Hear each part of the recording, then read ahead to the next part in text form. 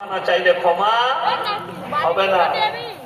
আমাদের বর্তমানে এক জায়গায় জানাজার নামাজ হচ্ছে, আর আমাদের দেশের নিয়ম খুব ভালো। নিয়ম ভালো না? কুত্তা বেঁচে যখন ছিল তখন লোকের টাকা মিটাইনি, হক মিটাইনি।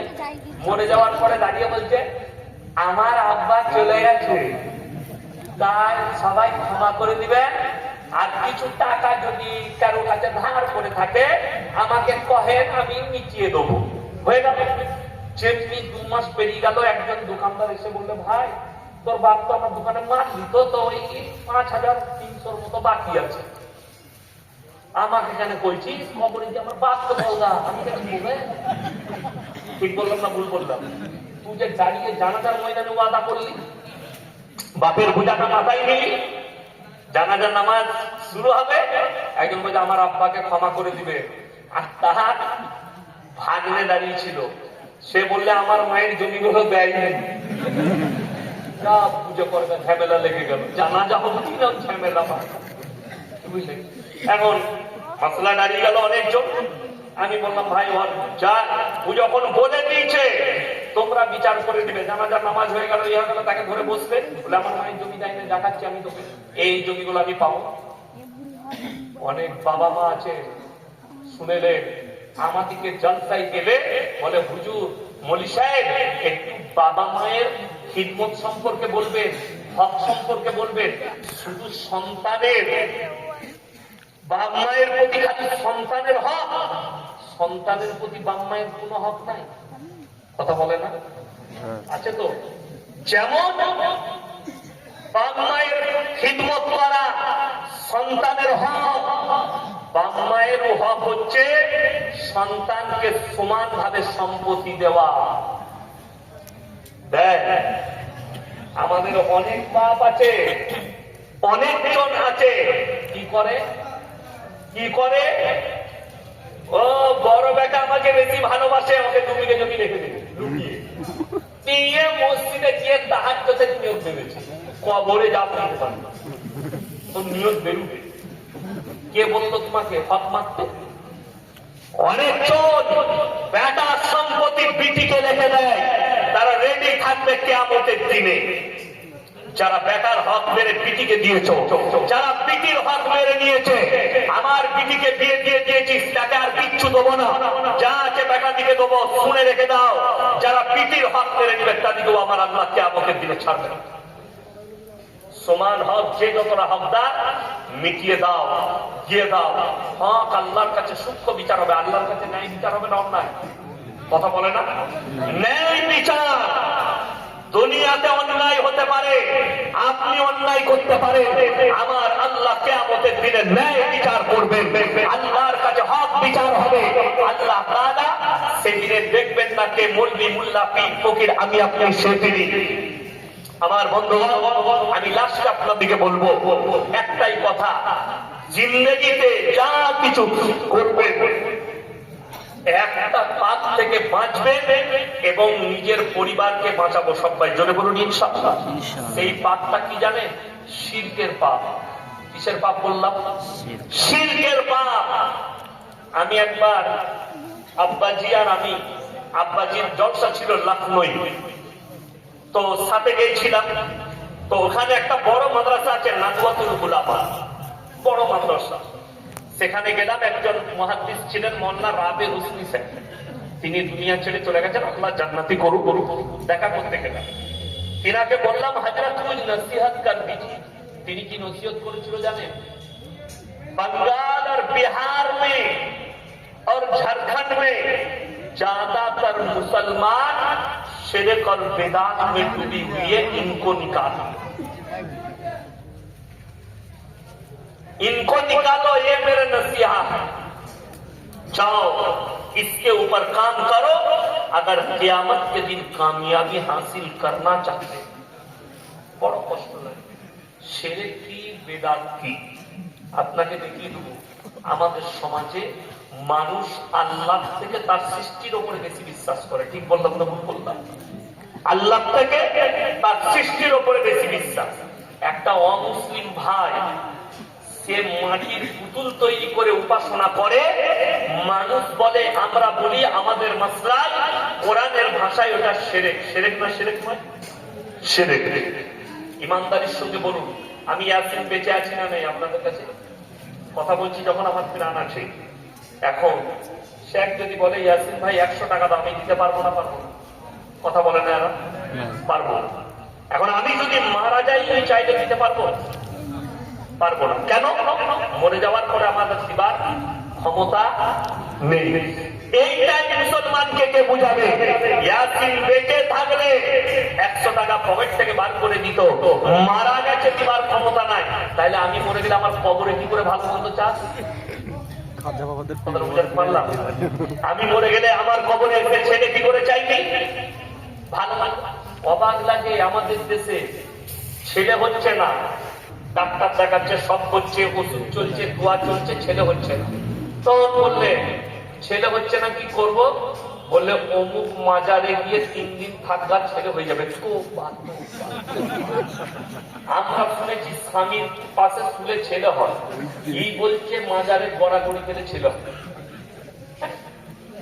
আচ্ছা বলুন, আমাদের এখানে সৌতা বলে একটা মাজার আছে, কি বললাম? সৌতা।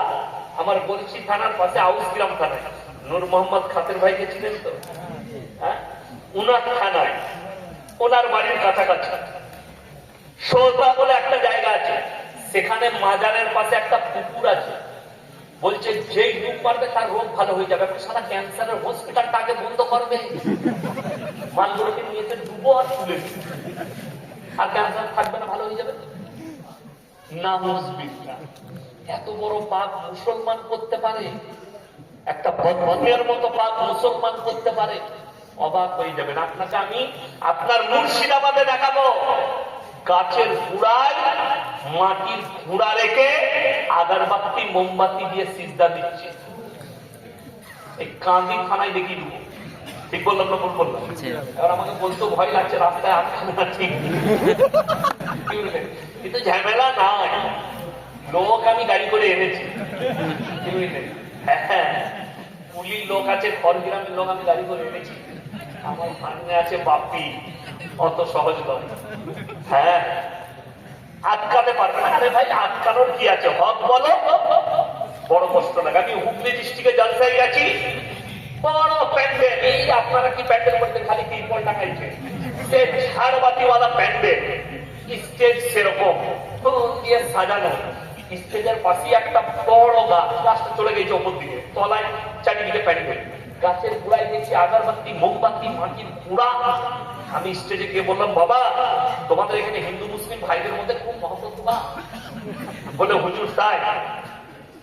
আমরা হ্যাঁ। বলে কেন হুজুর, কি দেখে বুঝলেন? আমরা এখানে তোমরা জলসা করছো আর হিন্দু ভাইদের এখানে পুজো পাঠ করে। বলে হুজুর ওটা আমাদের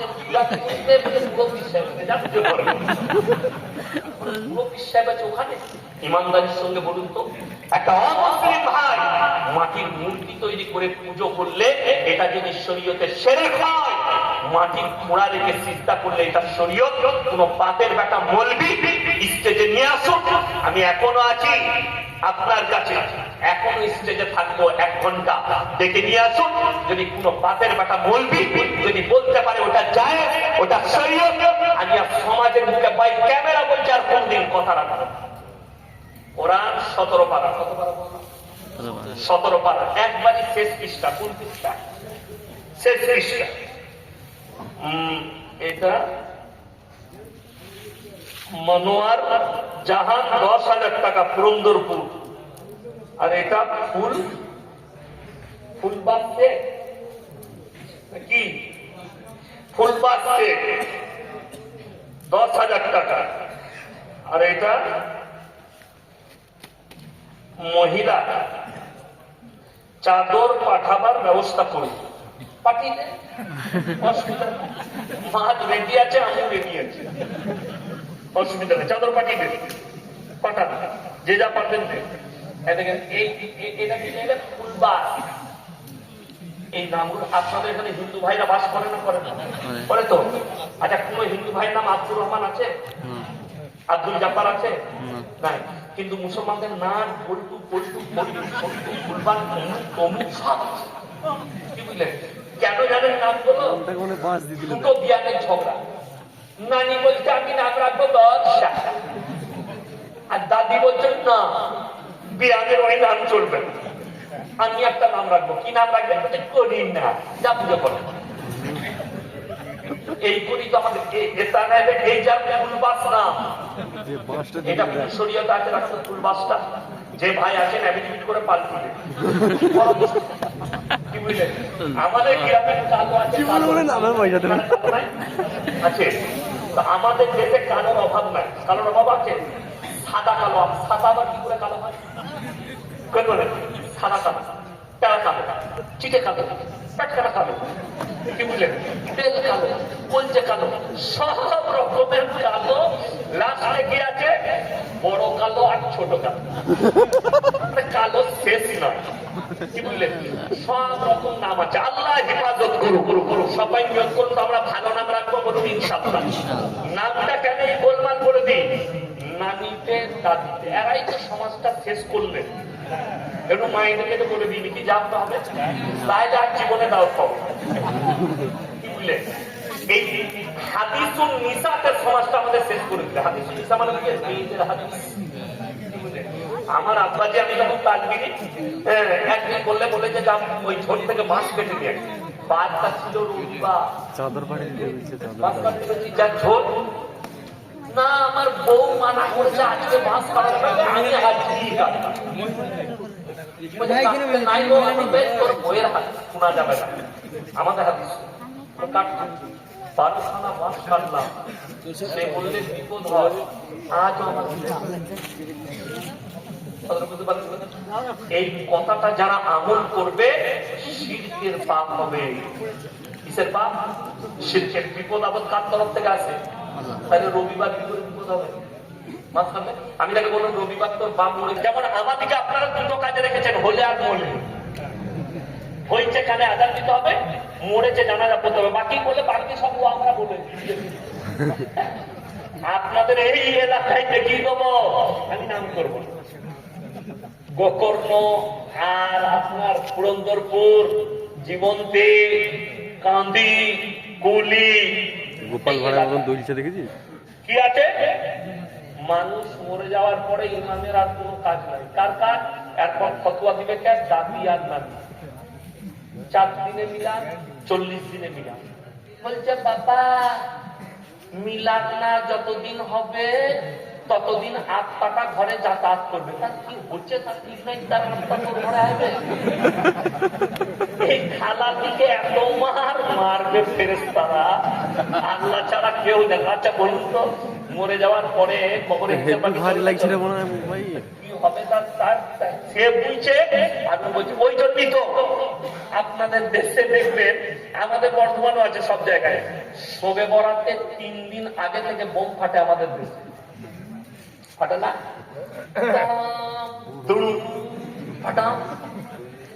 দাদিরা 3 দিন আগে থেকে পয়সা দিয়ে দেয় দাদিকে নাতি দিচ্ছে। বলছে বোম ফাটা গাছ তোর দাদু কবরে ঘুমিয়ে গেলে জেগে যাচ্ছে, বোম ফাটা দিচ্ছে। আর দুটা ঘরে মোমবাতি, কলতলা থেকে পায়খানা ঘর থেকে। বলছে দাদি মোমবাতি কেন লাগাচ্ছ? বলছে আরে 8 পুরোর বেটা, তোর দাদু আসবে হুজুরকে পড়ে যাবে না।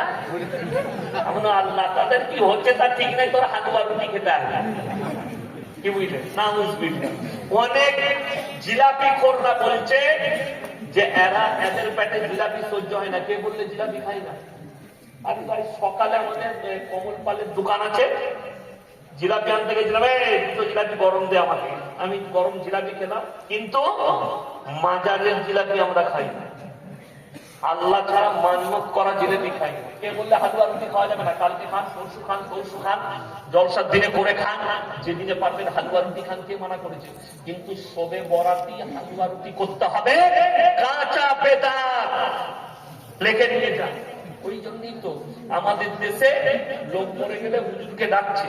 আপনাদের মুর্শিদাবাদের এক মুফতি আছে গন্ড মূর্খ, আমি নাম করবো, সে যাই হোক, সে বলছে কে বললে 40 করা যাবে না? ওই বর্ধমানেরই আছে, তার সাথে বসাও, তার ফতোয়া শুনবেন। মুর্শিদাবাদের লোক আপনারা শুনে যান, তার ফতোয়া। সে আপনাদের দেশের লোক, আপনাদের জেলার লোক। দেওবন্দি আহলে হাদিসদের সঙ্গে বিয়ে দিলে হারাম। দেওবন্দি আহলে হাদিসরা মুরগি জবাই করলে, গরু জবাই করলে সেই মাংস খাওয়া যাবে না।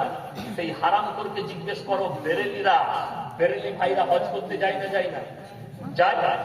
সেইখানে যে মুরগিগুলো জবাই হচ্ছে, যারা রান্না করছে ওয়াহাবিরা। সেখানে যে মার্বেল পাথরটা বিছিয়েছে ওয়াহাবিরা। সেখানে যে মেশিনটা লাগানো আছে জমজম কূপে ওয়াহাবিদের। যার পেছনে নামাজ পড়ছিস ওয়াহাবি। তাহলে তোর হজটা কি হবে? আপনারা বুঝতে পারেন? শুধু দুঃখের বিষয় কি জানে, বলছে এদের মৌলবীর সঙ্গে মুলাকাত করলে বিবির তালাক হয়ে যাবে। দুঃখ লাগে আমার। একটা ভাইয়ের, আমি কোন ভাইয়ের নাম করবো না, এগুলি রেকর্ডিং তারা শুনলে বলবে আমাদেরকেই বলেছে। আমার নিজের যে কোনো 4 ভাই, আমরা 4 ভাইয়ের মধ্যে একটা ভাইয়ের বিয়ে কঠোর বেদাতি হয়ে গেছে। তো আমি বললাম আমাদের মৌলবি বিয়ে করো। কথা হয়ে গেল দিন থেকে সময়, আচ্ছা ঠিক আছে তোমাদের মৌলবি নিকাহ পড়াবে। আমি বললাম পয়সাটা আমরা দিয়ে দেবো, কি বুঝলেন? তো যেদিনে বিয়ে করতে গেছে আমার ভাই, সেদিনে ওদের কিছু লোক বলছে আমাদের ইমামের হক, ইমাম বিয়ে পড়াবে। কোনো অসুবিধা নাই, ইমাম সাহেব বিয়ে পড়াবে, ও চলে যাবে, আবার আমাদের মৌলবি দিয়ে বিয়ে পড়াবে। বলছে তা কি করে হয়?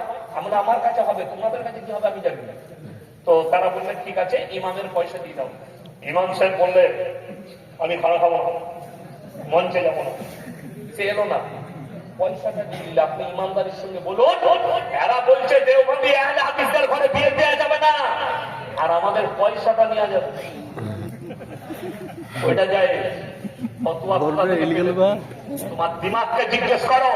আর আমি আপনাকে বলে যাচ্ছি, কোন যদি মুসলমান হয়, সে যদি মুরগি জবাই করে, সে যদি নামাজি হয়, ইমানদার হয়, মুরগি জবাই করে, তার জবাই করা মুরগির মাংস আপনি খান, অসুবিধা নেই। আমাদের একটা মুরগিকে শুনতে পাবেন না যে আমরা কোনদিন বলেছি বেরেলিরা কাফের।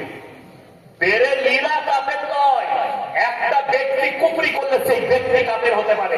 ইয়াসিনকে কাফের বলতে পারো, সমগ্র উলামাকে, সমগ্র দেওবন্দিকে, সমগ্র আহলে হাদিসকে কি করে তুমি বলতে পারো তারা কাফের? বড় কষ্ট লাগে, তার দলিল চাই। কিন্তু আপনি দেখতে পাবেন কেন? খালি শিরক বিদআত নিয়ে বলার কারণে, কবর পুজো নিয়ে বলার কারণে। আল্লাহ ছাড়া কারো কাছে ভালো মন্দ চাওয়া যাবে?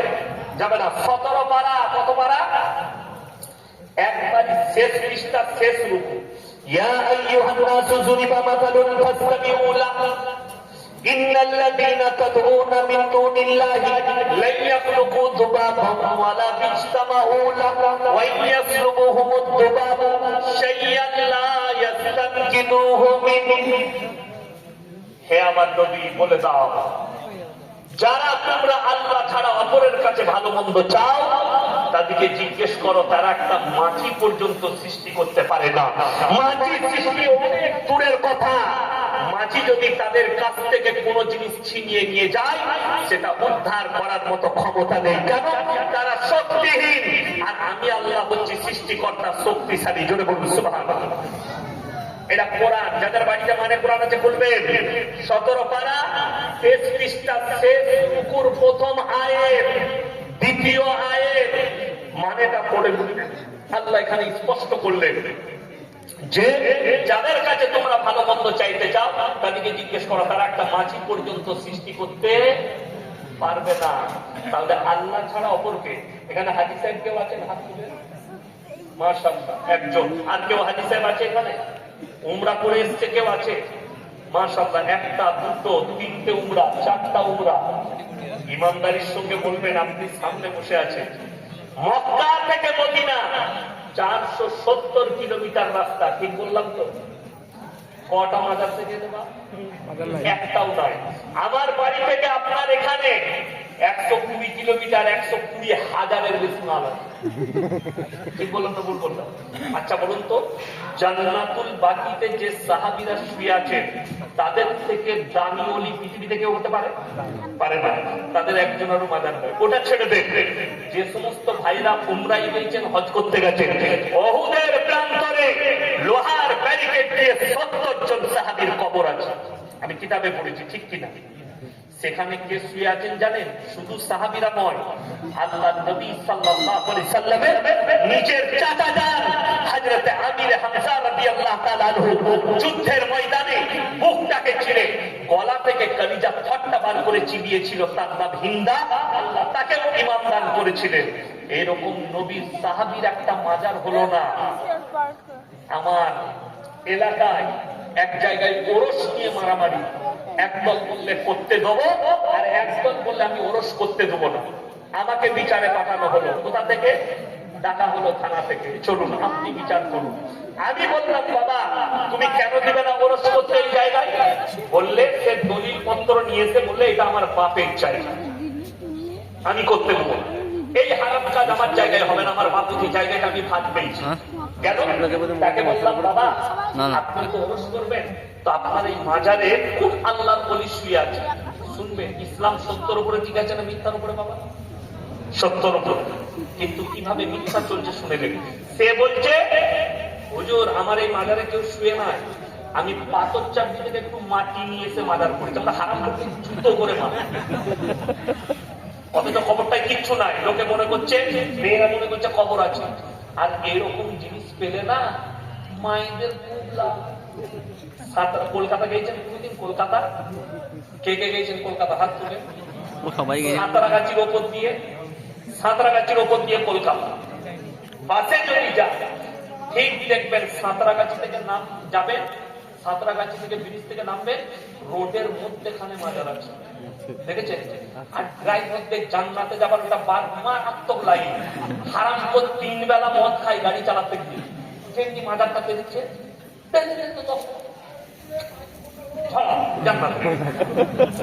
কত মদ খালি ফাটা। ওই জন্য করে আমি খালি চিন্তা করি, আল্লাহ আমাদের যতগুলো মলবি মূল্য সব কবরস্থানে, আর যতগুলো পীর মূল্য সব রেল লাইনের ধারে, তাহলে রোডের মধ্যে খালি। দুঃখটা ওইটা। কেন? যেন মাছ ঝুললেই এসে পড়ে, এমন জায়গায় কবর মাজার। আমি কিন্তু কোন অলির বিরোধী নয়, কিন্তু শুনেলে অলি শব্দর অপব্যবহার হচ্ছে। কোরআনে আছে, ইন্না আউলিয়া আল্লাহি লা খাউফুন আলাইহিম ওয়া লা হুম ইয়াহজানুন।